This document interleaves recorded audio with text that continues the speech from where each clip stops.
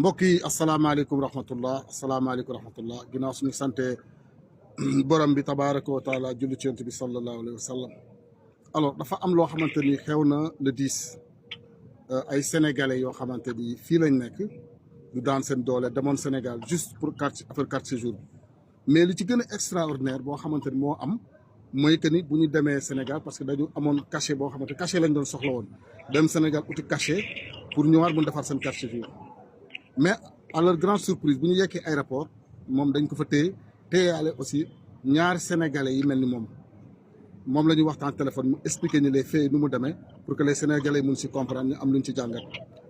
jàmbaar ñu ngi lay nuyu di la ziar.